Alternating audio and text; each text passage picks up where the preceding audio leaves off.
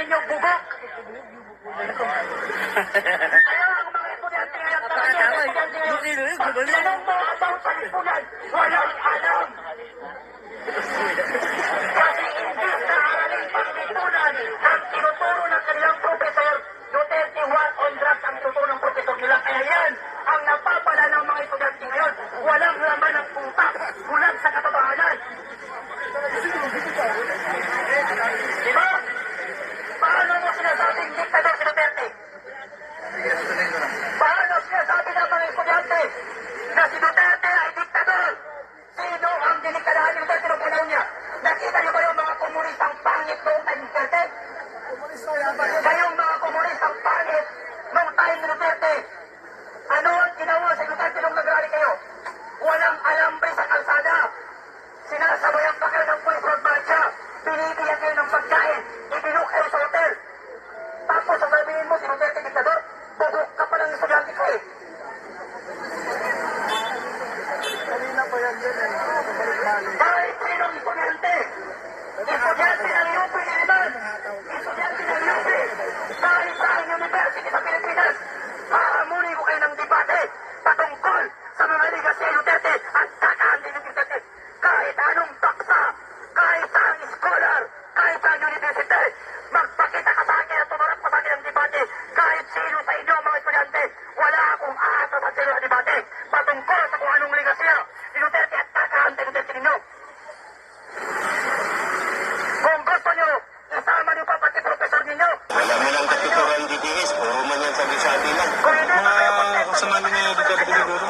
Siya umano ang nasa likod ng kinakatakutang Davao Death Squad. Wala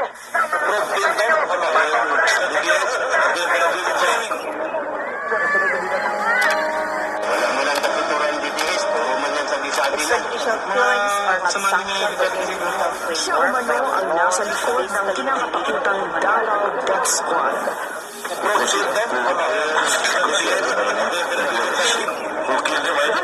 Asking what?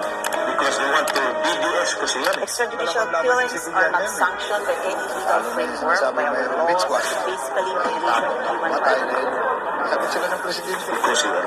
Kill them because they fight back. Ang kasalanan ko lang, yung mga extrajudicial kill, hindi Because they want to DDS kasi yan. Alam ang laban yung sibilyan yan.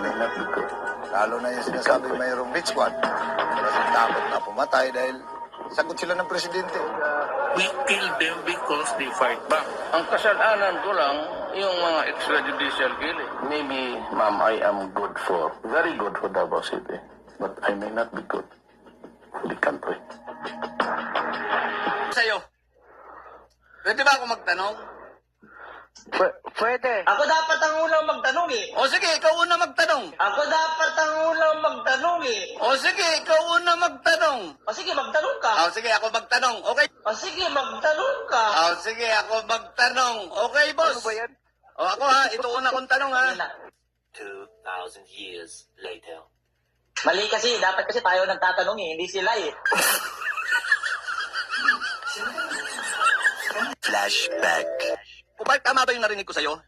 Maraming nagawa si Duterte, tama ba?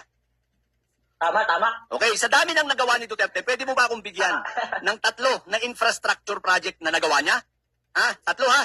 Na brainchild niya, sinimulan, at tinapos. Sige na, gumamit ka na ng computer mo, ng laptop mo.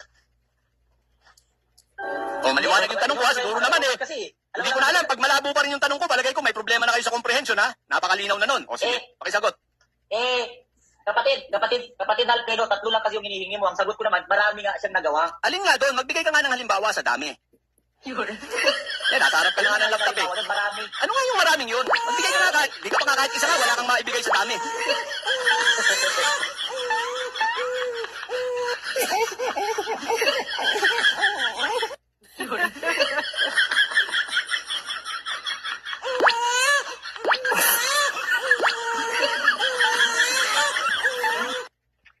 Pwede, ano ba sa akin? Kahit 1 milyong Alfred pang ipakit nila dito. Good morning. Okay, may tanong ako sa'yo.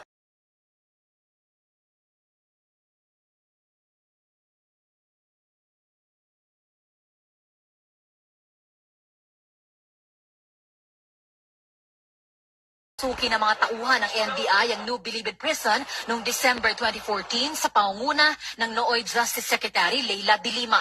Unang pinasok ng grupo ang selda ni convicted drug lord Jojo Baligad. Kumpleto sa malaking TV, PlayStation at refrigerator. May bathtub pa na may jacuzzi. May sarili ring kwarto si Baligad na may magandang kama at merong life-size na sex doll. Nakakita rin ang hinihinalang shabu at pera na kulang-kulang sa 200,000 piso. Ang selda naman ni Herbert Colango may music studio pa. Ang speaker, isa sa pinakamahal sa merkado. Carpeted ang selda at pag-akyat sa ikalawang palapag, nandun ang kanyang private office na air-conditioned. May nadiskubre ring 6 na mamahaling relo na pag-aari niya. Ang selda naman ng convicted drug lord na si Peter Ko, parang kwarto ng isang 5-star hotel. May marangyang lighting system, may mga aquarium, may mga mamahaling alak at shabu, bukod pa sa 1.4 million pesos cash at mahigit 2,000 dolyar. Asan lakad mo, pre? Hiring daw ang mga DDS, kaya mag-a-apply ako. Ganun ba eh? Ba't wala kang mandalang requirements? Di na daw kailangan ng requirements, pre. Wow, ganun ba? Oo, pre. Kilala mo si Otoy sa kabilang kanto. Yung tatanga-tanga at Oto-Oto. Oo, kilala ko, pre. Natanggap, pre. Okay. Congratulations in advance, pre. Salamat, pre. Sige.